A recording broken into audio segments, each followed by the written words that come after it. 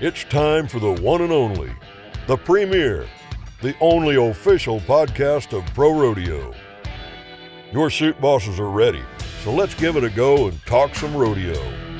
Welcome back into another episode of the Chute Bosses. It's Tanner and Tracy here with you. We got a great show coming your way here today on the podcast, Tracy. We're going to sit down with 1990 world champion Troy Pruitt, as well as the 2016 tie-down roping champion on the other side of things, Tyson Durfey. So a lot of really exciting things today here on the Chute Bosses. Yeah, Tyson Durfey is a great spokesman for the Western way of life. I mean, he's former world champion. He's been going up. He still goes a little bit. He doesn't go as much as he used to, but just a great guy, and I'm sure we'll be able to talk to him about, winning the world championship and what it's like being a part of the PRCA. And he does a lot now, outside of the sport. So it'll be great to sit down and chat with Tyson. That'll be coming your way in segment 3 here of the Chute Bosses. But as we always do, we'll get things kicked off with our Pro Rodeo props. And Tracy, this is something we released last week here at the PRCA. We're going to give props to the recipients of the media awards. This is something that, we interact with these people on a daily basis. They're covering the sport of rodeo. And we take a look back at those award winners. First of all, we're going to start with Carly Peterson, the executive producer of the Cowboy channel and also the Cowgirl channel, and her work for the 100 rodeos in 100 days. And Carly did a lot of work. We sit down and talk with her, to get things planned out pretty much weekly, and she's really deserving of this award. Yeah, I mean, I talk to her all the time, and that 100 rodeos in 100 days, it was 142 rodeos. It was like 427 performances and over 1,000 hours of live TV time. And she admitted it when they got involved in it in 21. It was kind of a big bite off to take off, and they kind of got into more than they thought. And obviously it's gotten a lot better, and they're deserving of the award. They won a pre-show award for the 100 rodeos in 100 days pre-show in New York, and a different type of award. And Carly was ecstatic, and it's just great Cowboy Channel's won this award several times, but to honor her specifically for being the executive producer of that show is great, because it's someone I deal with every day. Yeah, they're the broadcast recipient. On the other side of things, how about Sports Illustrated's Rodeo Daily? This is a new one, Tracy. They have a chance to come into the sport of rodeo, I think just a couple of months ago, maybe 4 or 5 months ago, that they kicked off this Rodeo Daily content that they have on their website, social media, you name it. They're recipient of the multimedia honor, and they just kind of came to us and said, hey, Tracy, this is something that we really want to consider doing, and now they're off the ground and they're having a ton of success and a ton of rodeo coverage. Yeah, it's great. And there's not enough rodeo coverage for us. And they get it out there through Sports Illustrated. Obviously, we have ProRodeo.com, but it's just another outlet. And, they do other things besides the PRCA. It's more of a Western side as well, but they did great things with the PRCA, like we met them in Sioux Falls and all the things they did. And they really got things going in September. But to have a nationally recognized magazine like Sports Illustrated, take the leap to go into a Rodeo Daily only helps the sport of rodeo. And I know that it's one of those things where we talked to them a couple of times, Tracy. They hope this is only the beginning. This is an opportunity for them to start rodeo coverage, but expand it even further. Tell the stories of athletes. Kind of what we're trying to do here on the Chute Bosses, and just working for the PRCA in general. And, I think it is something that just having that brand name of Sports Illustrated could drive a lot of people to it, and hopefully some new fans for the sport of rodeo. Yeah, and ultimately what the sport of rodeo tries to do, and especially the PRCA, we want to be mainstream. That's the goal. When you're mainstream like the NFL or NBA or Major League Baseball, then you're always noticed. And then more sponsors come on board, which helps the Cowboys, which helps the association. There's a lot of benefits to it, and we've taken leaps to get there, like you said, with things like this, the Chute Bosses. And when you involve people like Sports Illustrated, it gets the word out there even more. And it's time for our short round now here on the Chute Bosses. We talked about our awards segment, but how about also some Cowboys that took their talents north of the border? The Canadian Finals Rodeo just took place in Red Deer, Alberta, and a pretty good contingent of PRCA contestants recognized in that, Tracy, for their good work. I'm going to read the list off here. These are the champions from the Canadian Finals Rodeo. PRCA competitors: bareback rider Clint Lay, steer wrestler Scott Guenthner, team ropers Brady Trine and Calgary Smith, saddle bronc rider Zeke Thurston, tie-down roper Haven Meged, and bull rider Edgar Durazo. So, a lot of our guys do take that in consideration throughout the year of, I'm going to go compete in these Canadian rodeos because the money's there. It counts towards the world standing, some of those events. Right. And also, it just gives them an opportunity to win more and have good competition. Yeah, I mean, like Haven won $82,000 during his Canadian geez. season, and he won like 40 at the NFR. Obviously, it's not quite as much as they can win at our NFR. It's a $1.4 million rodeo, but it's still a chance for them to get out there and to do different things. And I mean, there a lot of our guys. I mean, Shane Hanchey's went up there, Tyson Durfey's went up there. A lot of guys go up there. I mean, money's money. I mean, it's all relative, no doubt. And they did well, and it'll be featured in our magazine. It was featured on our website as well, and it's glad to see those guys do well, and honestly, it's a good tune-up for the NFR for some of those guys. And Zeke Thurston trying to do the old double step, the old country two-step. Last year he won the Canadian Finals, went on to win another PRCA World Championship. This year he gets the Canadian Finals out of the way. Will he check off number 4 in the PRCA this year? That's going to be something we're watching, and it leads into our next segment here on the short round is the NFR is coming soon, Tracy. Yeah. Whether we believe it or not, when this podcast comes out, we'll be about 3 weeks away from the National Finals Rodeo taking place in Las Vegas. How excited are you, man? A lot of great things coming our way and a lot of storylines to watch. Yeah, I'm excited about the NFR. I mean, it's like covering the Super Bowl except for essentially like 2 weeks for us. I mean, 10 days of competition. And I tell people, and I know it's kind of weird, but it's like Groundhog Day. It's the same thing every day, and we love reporting the results, but the excitement's there. I mean, you can literally feel the energy at the Thomas and Mack. It's kind of like Camden Indoor Stadium at Duke. I mean, you go into a place, the noise, the grand entry, just everything about it, the vibe is so incredible. And when you see it live, it's even more amazing. So, I mean, I'm over the moon excited, and we'll see what happens this year. There's always new storylines. Obviously, there's the ones that everybody knows about with Stetson, but there's always things that happen at the NFR that you never expect. And that's what I love about the NFR. One of my favorite things, maybe, Tracy, about that Thomas and Mack is going in there before. You know, we get in so many, you know, we're there for 15, 16 days at some points. But when we get in there and the Thomas and Mack is empty, it's quiet, you know, you can just kind of feel what the buzz is going to be like. And when that place is, you know, from dead quiet to 17,000 fans in there, just makes a huge difference. So I can't wait to experience that. And, you know, maybe later on in the show when we sit down with Tyson Durfey, we'll ask him. Obviously, he still ropes, does some things. We'll ask him what he thinks about that tie-down roping race, because you got a chance at a guy that, you know, can make history, become, you know, Riley Webb, win his first world title, but also a guy like Caleb Schmidt. So a lot of interesting things maybe we can sit down and chat with Tyson about. Yeah, and I'm sure he'll have good intel about it because he's been doing it for so long. So we look forward to that. It's time for our 8 questions with, and this time we're going to sit down with, as we mentioned off the top of the show, 1990 PRCA World Champion tie-down roper Troy Pruitt, also an 8-time qualifier to the NFR. And Tracy, he's on the board now. He was in here in Colorado Springs a couple weeks ago, and Troy's just a good dude. And, you know, we had to pull some questions out of him because he was a little hesitant about doing it, but just an overall good guy. Yeah, world champion roper, obviously he's been a part of the board for a long time, has the best interest of rodeo at heart. But it's fun to ask guys like that, some of the older guys, some of the off-the-wall questions, not so much off-the-wall, just questions you wouldn't necessarily ask him. And I know he had some, I'm sure if I'm remembering correctly, he had some cool answers. Yeah, he did, no doubt about it. Let's sit down. Here it is. It's 8 questions with Troy Pruitt. Troy, your biggest win? The NFR. Favorite horse? Frisky. Favorite rodeo? Mitchell, South Dakota. Favorite movie? Godfather 2. Favorite restaurant? Chili's. First car? Gran Torino. Favorite sports team? The Old Bulls.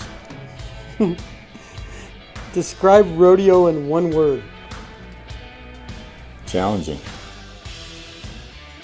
Great to sit down with Troy there. Also the father of Riley Pruitt, a talented calf roper in the PRCA. And Tracy, you hear some of his questions, and it just proves that, you know, rodeo, whether it's 30 years ago, whether it's now, it doesn't change. You know, these guys still have a love for the sport and a passion for it. Yeah, and it's crazy. I mean, Troy Pruitt winning in '90. That's almost 35 years ago. Yeah. Like, it's just crazy, and Riley's obviously still going, and it's just amazing how the time passes. But, I mean, the Western way of life, there's so many intertwined, that just it's a cool sport, and it's good to visit with old guys and just give them some of their props. No doubt about it. So we appreciate Troy sitting down with us. We got much more coming your way here on the Chute Bosses. We'll have our Pro Rodeo Hall of Fame Spotlight, our Did You Know, and then don't forget on the backside in segment number 3, we will sit down with Tyson Durfey for a great interview. We'll be back after the break.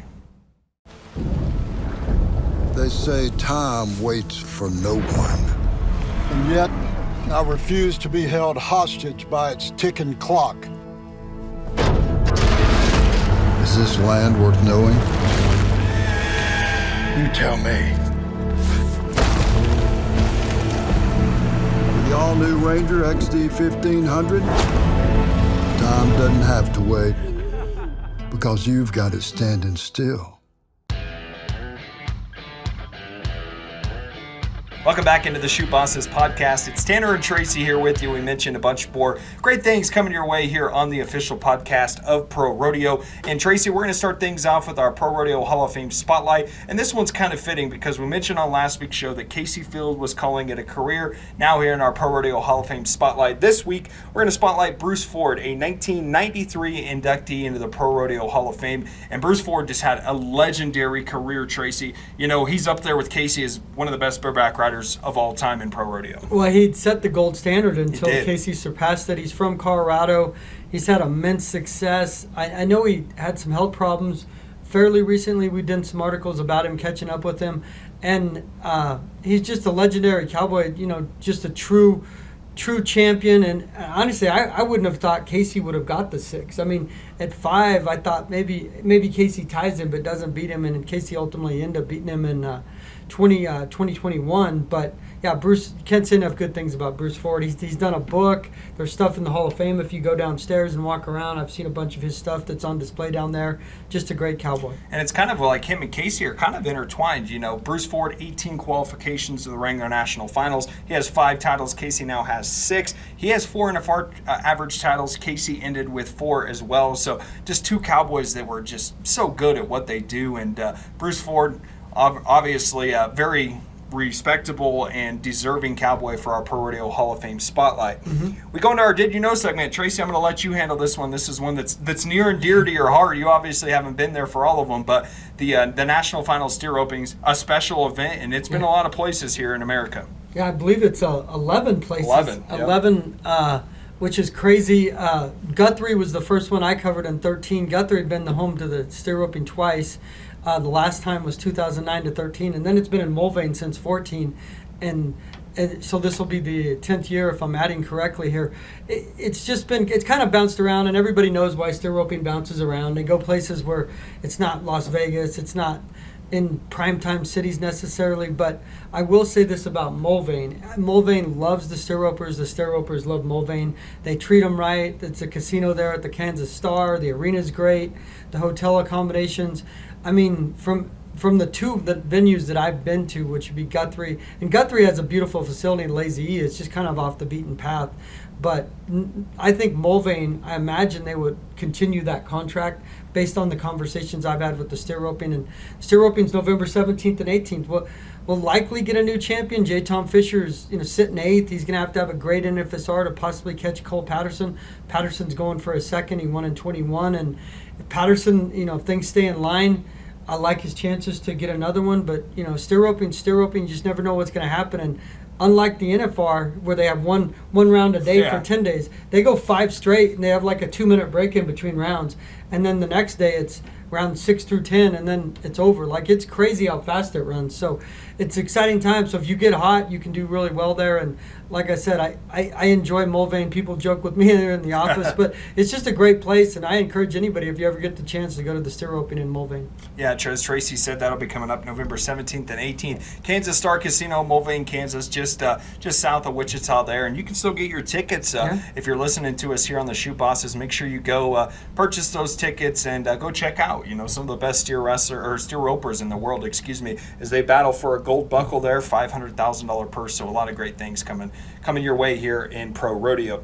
Our viewer question, this one, as we look down here, Tracy, is going to come from Kayla on Twitter, is what I call it Twitter, and now Elon Musk, it's called X, but we'll leave that for another day. The question is, what are the qualifications to be considered for the all-around title? So we know that the all-around title, one of the most, illustrious awards in pro rodeo. And a lot of guys want to check that off their bucket list. So what are the qualifications for that, Tracy? We know obviously it has to be more than one event, but then that also comes down to earnings as well. You have to earn a certain amount of money in each event to even be considered. I believe it's $1,000. It's $3,000. Excuse me, I'm sorry. I was thinking of the permit, but yeah, you have to earn $3,000 in multiple events to be considered for the all around. And obviously Stetson does it in bulls and saddle bronc. A lot of ropers get involved with it. Yeah. He's like Trevor did tie down, team roping, and steer roping. And a lot of guys like Caleb Schmidt even does team roping occasionally. And when Junior Negeda won his title in 16, he did some tie down roping. And so you kind of mix it. The ropers can go into it because there's so many roping events. Mm-hmm. That's why it's kind of rare when rough stock guys win the all around. I mean, there's guys like Ty Murray, Larry Mahan, but usually guys, especially now, they don't do multiple rough stock events, especially bulls and a horse event like Stetson does. Yeah, and it's one of those things where, as Tracy mentioned, it was kind of a stranglehold there for a while. It went from guys like, Larry Mahan to Ty Murray to Trevor Brazil, and Trevor dominated it, as we know, for a long time. But then, it kind of flipped the switch, and we had a couple years where it went back and forth, different guys winning it, Junior Negeda. Tough Cooper. Yeah, Tough Cooper. But then Stetson comes along, and, these two rough stock events, he's just so good at them that it's hard for anyone else to beat him right now when he's winning, $200,000, $300,000, $400,000 in some cases in both events. Especially during the regular season. I mean, Yeah. I know the NFR has so much money available, but for someone It's a big lead, someone to catch him in the all-around is difficult because we don't have anybody else. I mean, I know we've had tie-down ropers qualify for steer roping, but they're not going to win that kind of money unless they just had the NFR of all NFRs and won everything at steer roping. I mean, that's how far he set the bar, and that's kind of how Trevor was for years. He won 14, and I mean, he was doing 3 events. So I mean, unless he slipped up or was injured or something happened, it was hard to catch him. And it's going to be that way for Stetson, I foresee, unless there's someone coming down the pipeline that we don't know about. As long as he's doing rough stock events that pay so well. Yeah, it's going to be tough to catch him, no doubt. So, Kayla, hopefully that answers your question there just a little bit. It's time for our one of our most fun, most favorite segments here on the show. It's time for Buck's Pro Rodeo Word of the Day. And, Tracy, any idea what old Buck's gonna toss our way here? I'm not sure, but that cowboy hat he's rolling with, that felt hat, it looks weird. I don't know where he got that hat. I wonder if he got that hat. I don't think it's from the baby Gap. I think it's from the larger Gap, but it looks weird. I'm just glad he finally switched out that straw hat. Buck way behind the times. Let's toss it to him. He has your Pro Rodeo Word of the Day.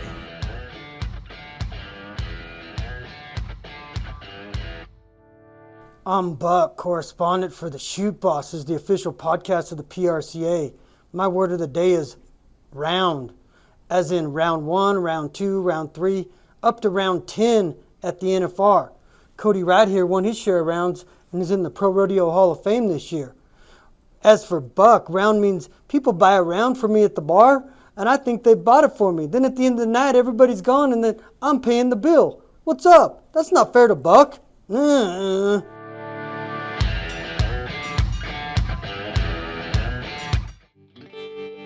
Farm life means always hoping for the best, but planning for uncertainty. You have to be ready for the next everything, the next dawn, the next season, the next harvest, the next technology, the next challenge, and the next generation.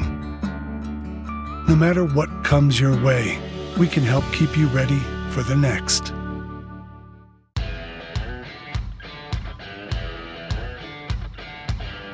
Welcome back into the Chute Bosses, the official podcast of Pro Rodeo. It's Tanner Barth and Tracy Rink here, and we mentioned it off the top of the show, Tracy, a great guest coming our way. We're going to sit down and talk with 2016 PRCA World Champion tie-down roper Tyson Durfey. Yeah, Tyson's had an incredible career, 14-time NFR qualifier. When he won in 16, and we can get into this with him, it took a lot of things to happen in round 10 for him to be the world champion. He'd had a great NFR, and all the pieces came together, and just a fantastic guy that's done a lot for rodeo over the years. No doubt about it, and Tyson's joining us now here on the Chute Bosses podcast. Tyson, we really appreciate you taking time out of your day to join us here. We know you got a busy schedule going on nowadays. Hey, I'm excited. This is going to be fun. I always like talking to you guys, by the way. A couple good-looking guys bringing rodeo to people. Let's go. Let's do it. First one for you, Tyson, is obviously, your world championship came back in 2016, but you've done so many great things since then. What have you been up to, outside, inside the arena? We know you still like to have a rope in your hand and go down the road when you can. Yeah, so my life shifted a lot. 3 little kids, amazing wife, several companies, businesses, building, mental toughness products and coaching products for Western lifestyle folks, whether they're ropers or cowboys trying to get more mentally tough to go down the road. So I do that pretty much day to day, as well as, I'm always a cowboy and trying to promote the Western lifestyle. I always felt like God gave me the ability to be a rodeo athlete, and but it's my job to go and promote the Western lifestyle. You look a man in the eye, you shake somebody's hand with a firm handshake, and just promote what it means to be a cowboy. And I think that's a message that the world, just really needs these days. Sure. So talk to us about the Cowboy Code with Polaris. I know we did some stuff with Leighton Vander Esch with you last year. Obviously, Vander Esch is the linebacker for the Dallas Cowboys, and you took him to roping school. I know he had some rodeo ties with his wife through barrel racing, and you did that. And then obviously this year you had something else going on with the Cowboy Code. Yeah, this year we got to do something really special. It's Cowboy Code Season 2. There's 2 episodes on YouTube right now, but I got to get up close and personal with Riley Green, country music superstar. He's more of a country boy, I would say, than a cowboy.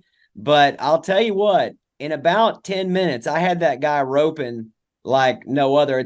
No wonder he's so good at playing the guitar and singing, because the way he could rope in just a 10-minute lesson was incredible. It was a lot of fun. Tyson, let's go back to your rodeo career. Obviously, it's still ongoing. You're still roping here and there, but let's go back to that year you won the World Championship. We've got Las Vegas coming up, the NFR just about a month from now, but I think you went in, was it 14th in the world, and found a way to fight all the way back to win that world title. Take us through what that 10 nights was like in Las Vegas, because I'm sure it was a whirlwind.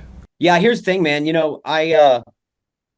And I want to be very transparent, very honest. For most folks that are going to listen to this, I never thought of myself as the standout athlete or the best or anything like that. I just kind of always looked at myself as a guy that's willing to learn continuously, no matter what age you are, and willing to put in the effort to hopefully get the result. And, for some reason in 2016, I had such a piece. I'd worked so hard for so many years. That was my 9th trip to, the NFR. And I finally had a piece that I'd never had before all the way through, and things weren't going that great up the first 7 rounds. I mean, I'd won some checks. I went in 14th. I barely qualified, and it just was a hard year, but for some reason I had peace. And I told my wife, I said, you know what? I'm just going to go out there and I'm going to rope the way that I feel like I can rope. And I'm not going to judge myself or say I've got to do this to beat that guy. I'm just going to go out there and rely on my training. And it's really funny because I think it was round 5 or 6, they actually let the calf out of the chute without me nodding. And my horse just took off after the calf by himself. And he just went. And the next thing I know, I'm going down the arena, swinging my rope, and I foul rope the calf. He kicks I'm 18. And I'm walking back to my car with my rental or with my rope can. And I just kept telling myself, I refuse to let this incident steal my joy. I refuse to let this steal my NFR, because a lot of times when you go to the national finals and it goes bad, it's a snowball effect, whether it's good or bad. And regaining your composure and getting back into the winner's circle is the hardest thing to do when it's not going good. And so I just sat down in my car. I kept saying, I refuse to let this steal my NFR. I visualized that run at an 8 flat instead of an 18.5. And I come out and I start kicking butt. Wind up, 10th go round. They don't even put me as, a projected winner of the national. In the 10th go round, people that watch the NFR, they know the last day. It's here's your top 4 guys that have a chance. And I wasn't even projected as a chance. But for some reason, I just still had that inner peace. I believe it was my Lord and Savior, Jesus. But other people can say it's confidence. I don't know what it was for folks. But for me, it was an inner peace. I spent some time in the Word. I always stretch it at all my preparation routines that I have done forever to, rid out any negativity, go compete, make a great run on a really bad calf, end up, all the cards falling where they may, and winning the world championship. But to me, that's the Cowboy Code. That's getting up, putting your boots on, putting your jeans on, going out and getting your butt to work. And regardless of the circumstances, regardless if it's raining outside or muddy or wet or going good or going bad, you just saddle up and you go to work and you do the dirty jobs and you just really enjoy what you do because that's who you are. And I'm a firm believer that, I'm only a one-time world champion, but having that same focus and drive for so many years and not believing like I'm too old or I'm not good enough, and that just having that code of ethics helped push me to that championship. And there was times at the NFR you had that world championship run, and then your wife sang the national anthem, if I remember a couple times when you were at the NFR. Was that more nerve-wracking when she was singing the national anthem than you competing? Yeah, funny story most folks don't know. In 2015, they asked her to sing the national anthem, or not the national anthem, but perform a song that her and another lady had written for the PRCA. It's called Fast, and it talks about roping and riding and tying, and one of the catch lines is the PRCA and all this stuff. So they asked her to perform the song. So she does it. I'm nervous as all get out. I actually got a fine that year for not riding in the grand entry because it's mandatory you ride in the grand entry. But I'm like, I want to watch my wife perform. And so I took the fine, which is like $100, bucks or whatever, so I could go down and watch my wife perform. And my heart was just beating out of my chest. And I was just like, oh, please don't mess up. Cause I would mess up the line. Like I would forget the words, that's just me. But she knocked it out of the park, and I actually won the go round that same night. So it was a matter of fact, one of my plaques back there showcases that, but it was an awesome experience. And then the next year, one of the lead acts, I can't remember who it was, but it's somebody like super famous, was opening the national finals, because it usually is. And the fella had broken his leg. He'd fallen off the stage and broken his leg. And they called her like 18 hours before it was time to go on stage and say, hey, we need to get all the dancers, you had the song ready to go. We need you to perform that tomorrow night, by the way. And I think there's a lesson in that too. Like, don't say no to incredible opportunities just because you're not quite prepared. You say yes, and then you just keep figuring it out as you go. And she rocked it that night as well. It was a super fun time, but definitely more nervous when my wife performs than I am when I compete. Let's put it that way. Tyson, you've done so many great things in rodeo, but one of the things that a lot of people knew, when you were coming into the arena and they saw that pink shirt, they knew it was Tyson Durfey, and they knew that what it was about and what it meant to you in the sport of rodeo. Take us through that decision to start wearing that shirt, and how it just continued to build for you, and you were able to share a really good message to those rodeo fans. Yeah, it really boils down to the Cowboy Code again. For me, it's I have something that I believe in, and I'm willing to stand up for it no matter what people say or what it looks like, or if they think it's silly or whatever. And that specific thing was for my stepmother, how it started. She came down with two grapefruit-sized tumors on her ovaries, and I didn't know. Like, this is 15, 16 years ago at this point. And I wanted to do something to lift her up. Like, I've always been a guy that felt like my success was not about me, but it was trying to lift the community up and trying to help people and doing bigger things than just me. And I'm thinking, what can I do? Well, they had just started this Tough Enough to Wear Pink thing. And I went to her. I said, hey, I know you don't have breast cancer, but I'm going to wear a bright pink shirt all 10 nights. I'm going to do it for you at the Canadian Finals and the National Finals. And I'm going to donate 10% of my earnings that year to, I think that time it was maybe Tough Enough to Wear Pink. And then later on I did Susan G. Komen. Anyway, long story short, I did that. It lifted her spirits up. She couldn't believe how, that I would do that. But during the finals, people were like, hey, it's not pink. Why are you wearing pink? Don't wear a pink shirt. It's not, not pink night. I'm like, yeah, whatever. I'm doing it for my stepmother, but I kept having to repeat myself over and over. And I mean, thousands of times. And, I just saw how much it meant to her that I did that. And I was like, you know what? My life's not about me being a great roper. My life's about trying to help, motivate, push, inspire other people to live their best life, but then also to be cowboys. I think cowboys are the backbone of really this country. I mean, if you look at what cowboys are, it's everything America should be, And at the end of that year, that was going to be the only year I did it. And I was doing it specifically for her. the following January at Denver and Fort Worth, I had all these people coming up to me because some newspapers that ran the story, maybe they had done a TV thing. I can't remember. It's been too long ago. And these people keep coming up. Hey, you helped my mom. You helped my sister. You helped my aunt. You lifted my spirits. And I was just like, I can't stop this. I need to keep doing this. And since 2007 or so, I've been doing it. So it's and it helped me, honestly, to be honest with you. I did it out of the goodness of my heart to try to help motivate somebody else and to lift their spirits through a very dark time. But it ended up branding me as the cowboy in pink. And it brought awareness to Tyson Durfey, even though I think this is a great lesson, but it brought a lot of awareness to me that I didn't expect or want, but it helped brand me in my career as a rodeo athlete. And for that, I believe it gave more to me than I could ever give to it. The other thing, Tyson, when you look at the field for the NFR, I mean, I know you've been so many times. Is the biggest difference how fast these guys are roping now? I mean, I know Riley Webb's had an incredible year. Shad Mayfield's won a world title in 20. What would you project when you see that top 15? I mean, Tuff Cooper's in at number 15. Obviously, you're well versed on what Tuff can do, but what would you project? What do you think is going to happen from afar just when you see that field? Well, we're talking about the field of young guys, and it's across multiple events, but specifically in the tie down rope. And I mean, I'm an expert at that.